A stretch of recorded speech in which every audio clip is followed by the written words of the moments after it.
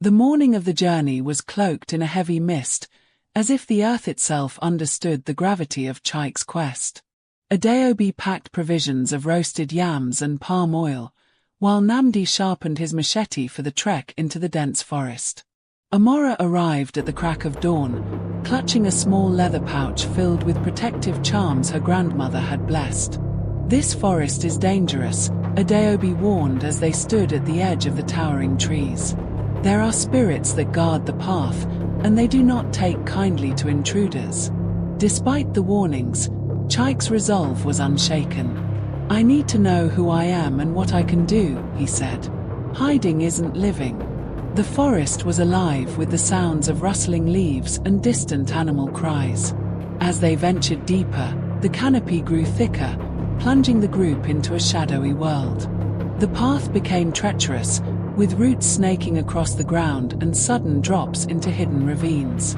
Amora stayed close to Chike, her eyes scanning for any sign of danger. "Do you really think the spirits will help us?" she asked. "They have to," Chike replied. "There's no other way." After hours of walking, they reached a clearing where the shrine stood. It was an ancient structure, made of weathered stones and covered in moss. The air was thick with the scent of burning incense, and a faint hum seemed to emanate from the ground. Chike stepped forward, his heart pounding. This was it, the moment that could change everything. As Chike knelt before the shrine, the air around him grew colder, and the hum intensified into a deep, resonant vibration. Adeobi and Nnamdi stood back, their faces etched with concern, while Amora clutched her charm tightly. A sudden gust of wind swept through the clearing, extinguishing the sunlight and plunging them into an eerie twilight. From the shadows emerged a figure, an ethereal being with glowing eyes and a voice that echoed like 1,000 whispers. "Child of the gods," the spirit said, its tone both soothing and commanding. "Why have you come?" Chike bowed his head. "I seek answers. Why was I born this way? How can I live among others without harming them?"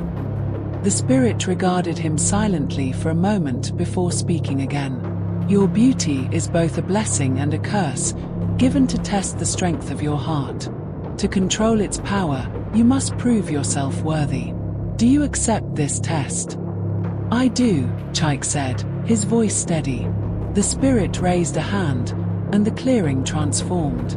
Suddenly, Chike found himself alone in a vast, desolate landscape. In the distance, he saw 3 figures, his parents, Amora, and a faceless crowd of strangers. The spirit's voice echoed around him. "To control your gift, you must choose who you will save. Your family, the one who loves you, or the world." Chike's heart ached. How could he possibly make such a choice? Yet, as he stared at the figures before him, he realized the test wasn't just about sacrifice, it was about understanding his own limits. Chike's thoughts raced as he stood in the desolate landscape, the spirit's challenge weighing heavily on him. His family had sacrificed everything to protect him, and Amora had risked her own safety to stand by his side. Yet the faceless crowd of strangers represented countless lives that could be affected by his curse. "Choose wisely," the spirit's voice boomed. "Each path reveals a truth about your destiny." Chike closed his eyes, taking a deep breath. "I cannot choose just one," he said finally.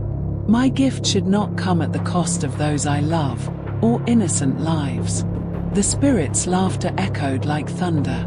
A noble answer, but words alone are not enough. The figures began to fade, replaced by a series of images flashing before Chike's eyes. His parents shielding him as a baby, Amora defending him from Uche, and the chaos his unmasked face had caused at school.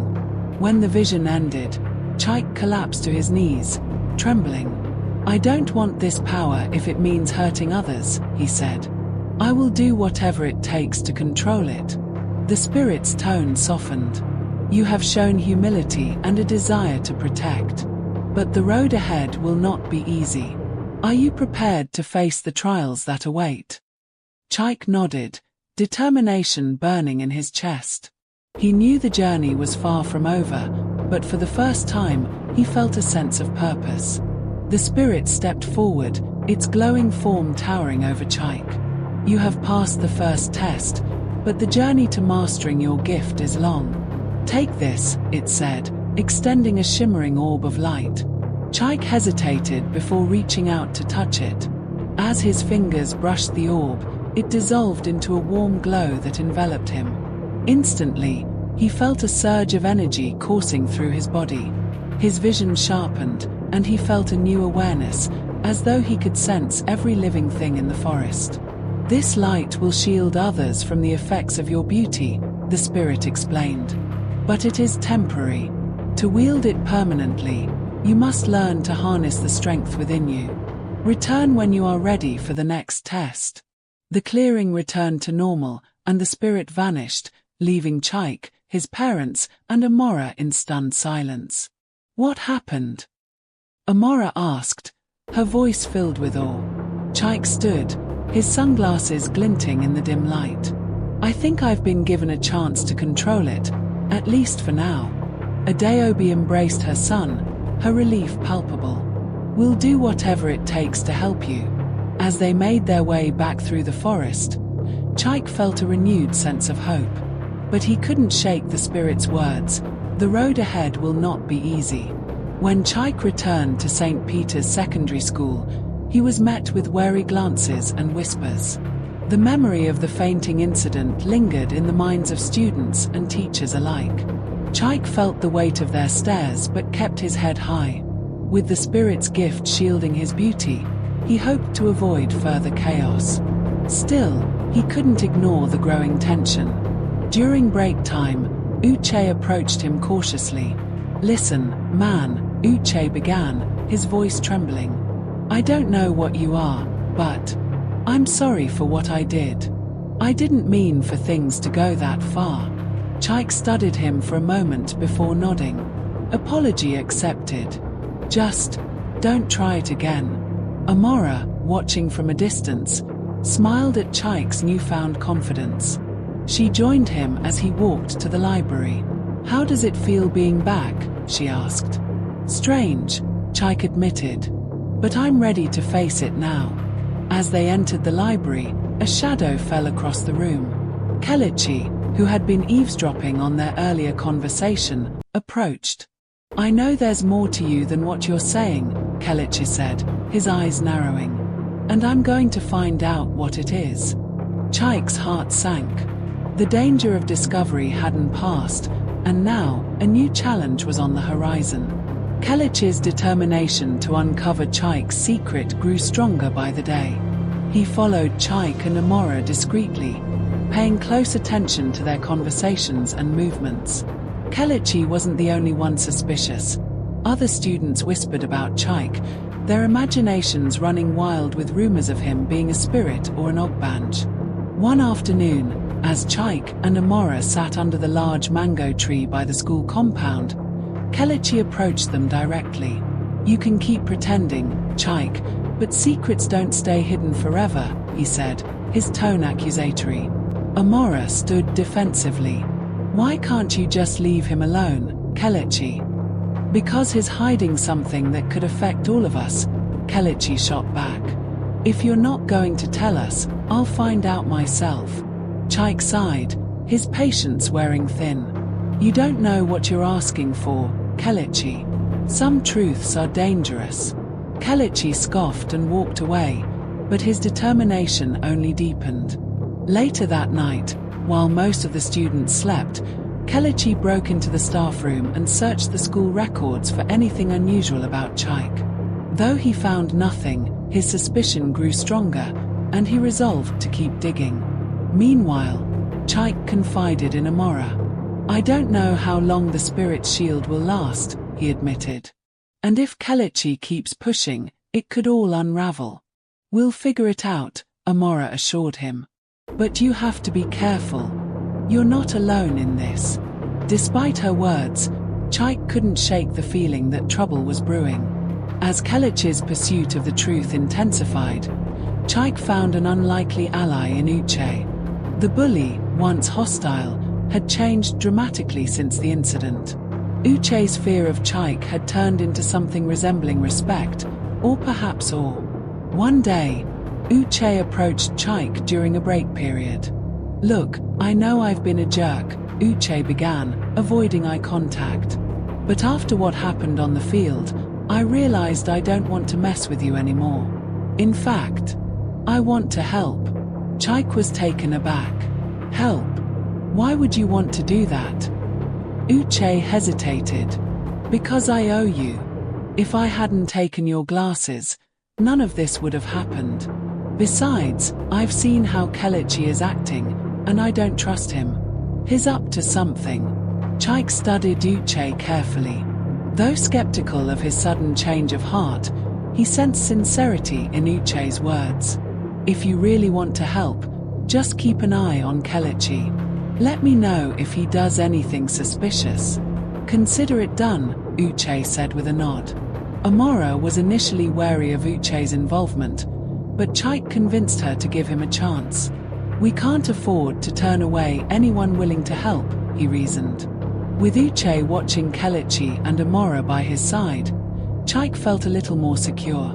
But deep down, he knew that the peace wouldn't last long. The spirit's shield was temporary, and Kelechi's relentless curiosity threatened to expose everything.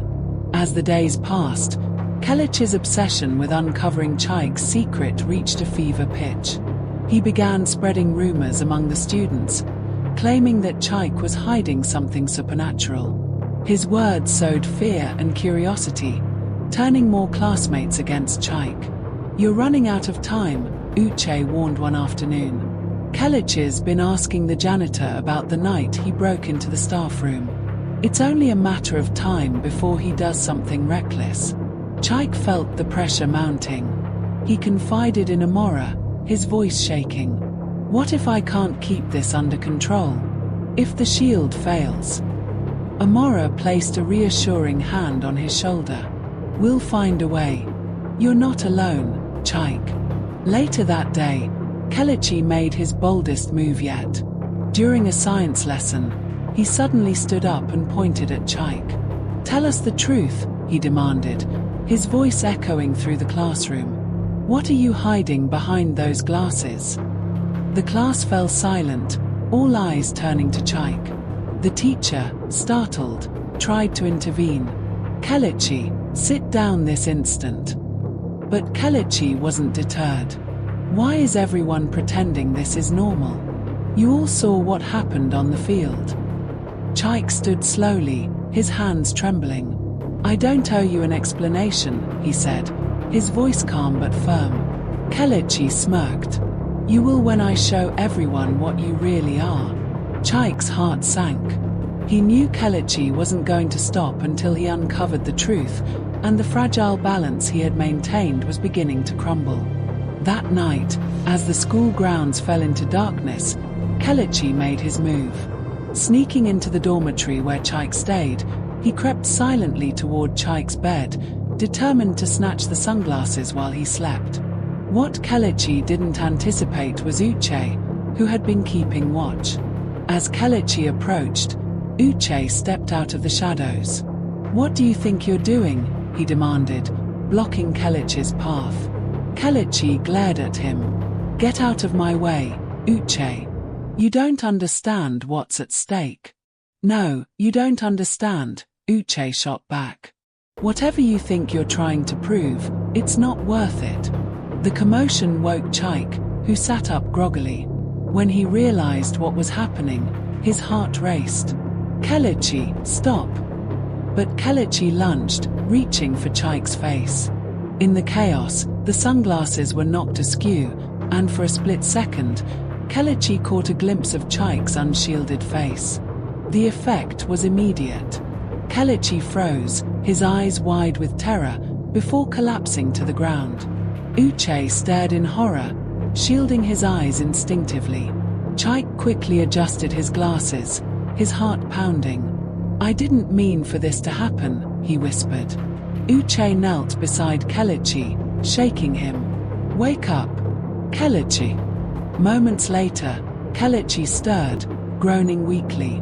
He looked up at Chike, his expression a mix of fear and awe. "What are you?" Chike's voice was filled with sorrow. "I told you the truth was dangerous." The next day, Kelechi's behavior changed drastically. He avoided Chike entirely, his usual arrogance replaced by a nervous, haunted demeanor. Word of the confrontation spread quickly, though the details were murky. Some students claimed Chike had cursed Kelechi, while others whispered that he was a supernatural being. Amora confronted Kelechi during lunch. "Whatever you saw last night, you brought it on yourself," she said. "You had no right to invade his privacy." Kelechi nodded slowly, his hands trembling. "You don't understand. He's not like us. If people find out, they won't leave him alone. They'll treat him like a monster. Then don't give them a reason to," Amora said firmly. Meanwhile, Chike felt the weight of the incident pressing down on him. The spirit's shield was weakening, and the cracks in his carefully constructed facade were growing. He knew it was only a matter of time before the truth became impossible to contain. That evening, he sat with his parents, Amora and Uche, recounting what had happened. "I can't keep living like this," he admitted. "The spirit said I needed to find the strength within me, but I don't even know where to start." Adeobi placed a hand on his cheek. "You're stronger than you think, my son. The spirit chose you for a reason. Trust in yourself, and you'll find the way." As Chike looked around at the people who had stood by him, he felt a flicker of hope. Perhaps, with their help, he could finally face the next test. Chike's nights grew restless, haunted by dreams of the spirit and its cryptic words. One evening, as he lay in bed staring at the ceiling, the air around him grew unnaturally cold. The familiar hum of the spirit's presence filled the room. "Child of the gods," the spirit's voice resonated, "your shield weakens, and the balance is slipping. The eyes upon you grow numerous. You must prepare for the final test." Chike sat upright, his heart pounding. "Final test? I'm not ready yet. I don't even know how to control this power." "You must go to the sacred grove," the spirit continued. "There, you will face your greatest fear and unlock the strength within. But beware, not all who enter the grove emerge unscathed." Before Chike could ask more, the spirit faded, leaving him in silence. The next morning, he recounted the encounter to Amora, Uche, and his parents. "The spirit said I need to go to the sacred grove," he explained. "But it didn't say what I'd face there." Amora's brow furrowed. "The sacred grove is deep within the forbidden forest. People say it's guarded by spirits and filled with traps." "I have to go," Chike said resolutely. "If I don't, I'll never be able to live without this curse hanging over me." Despite their fear, his friends and family agreed to help him prepare for the journey. The path to the sacred grove would be perilous, but Chike was determined to see it through. With provisions packed and their resolve steeled, Chike, Amora, Uche, and Namdi set out for the forbidden forest. The villagers watched from a distance, murmuring prayers for their safety. The forest was dense and unnaturally quiet, the thick canopy blocking out most of the sunlight. Shadows seemed to dance on the edges of their vision, and every crack of a branch set their nerves on edge. "Stay close," Namdi instructed, his machete ready to clear the underbrush. The forest is known to play tricks on travelers. As they ventured deeper, the air grew heavier, and an eerie mist began to rise. Amora clutched her protective charm, while Luce muttered prayers under his breath. They soon came across a strange clearing where ancient symbols were carved into the trees. "This must be the boundary of the sacred grove," Chike said. A sudden voice echoed around them, deep and otherworldly. "Who dares to trespass in the grove of the ancients?" The group froze as a figure materialized before them, a towering guardian spirit with glowing eyes and a staff crackling with energy. "We seek the strength to end a curse," Chike said, stepping forward. "I am the one the spirit sent." The guardian studied him for a long moment before nodding. To enter the grove, you must prove your worth. If your heart falters, you will not return. Chike swallowed hard. I'm ready. The spirit stepped aside, revealing a narrow path leading into the grove. Without hesitation, Chike stepped forward, his friends following close behind. As Chike and his companions ventured deeper into the sacred grove, the air grew heavier with an almost suffocating energy. Strange whispers echoed from unseen sources, and the path twisted in ways that defied logic. Suddenly, the ground beneath their feet shifted, and they found themselves in a clearing surrounded by towering trees. A voice boomed, deep and resonant, shaking the very earth. To claim the strength you seek, you must face 3 trials, the voice declared. The trial of fear, the trial of truth, and the trial of sacrifice. Before Chike could respond, the group was separated, each individual drawn into their own illusion. The trial of fear.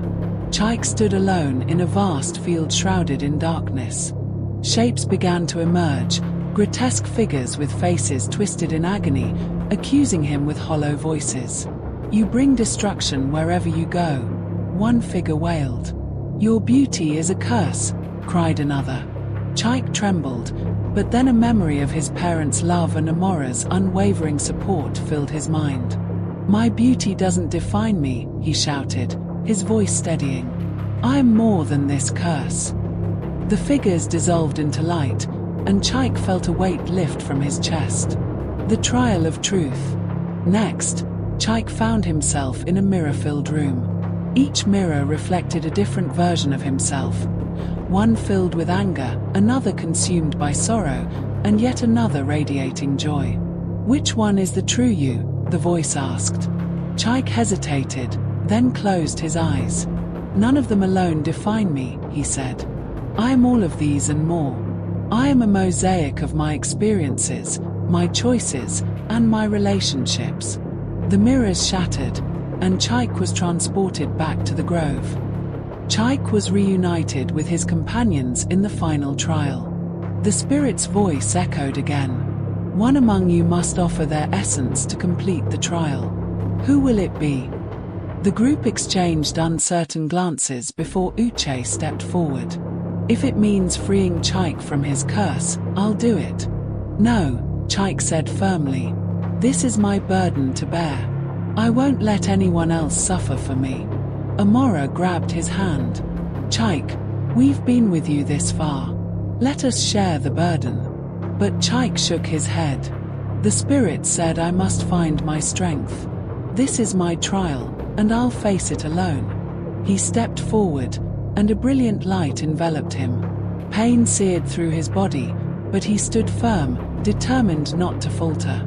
In the light, he saw flashes of his past, his parents' sacrifices, the friends who stood by him, and the lives he had unknowingly affected. Their love and support gave him the strength to endure. When the light faded, the spirit appeared before them. You have proven your worth, it said. The curse is now a blessing, but only when you choose to wield it with purpose and compassion. Chike felt a profound change within him. The overwhelming radiance of his beauty was now under his control, and he could choose when to reveal it. The group emerged from the grove victorious, their bond stronger than ever. Emerging from the sacred grove, Chike and his companions were greeted by the soft glow of dawn. The journey through the trials had left them weary, but their spirits were high. Chike felt an unfamiliar sense of peace. For the first time, his curse no longer felt like a burden but a part of him he could embrace. Do you feel different? Amora asked, studying him carefully. Chike nodded. I do. The spirit said the curse is now a blessing. I can control it, but it's still a part of who I am. Chike clapped him on the back. You handled yourself well in there. I didn't think anyone could face what you did and come out standing. The journey back to Uku village was uneventful, but the forest seemed less menacing, as if acknowledging their triumph.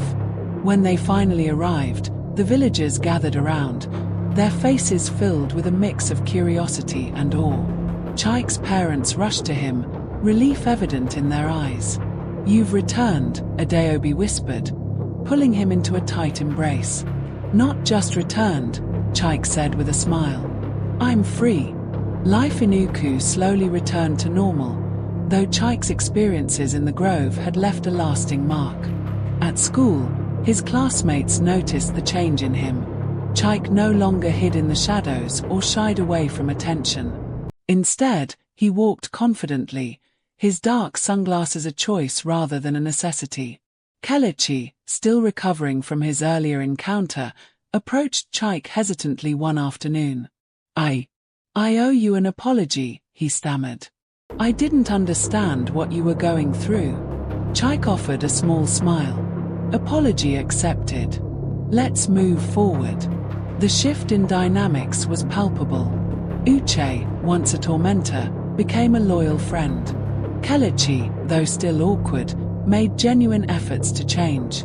Amora remained Chike's closest confidant, her unwavering support a constant source of strength.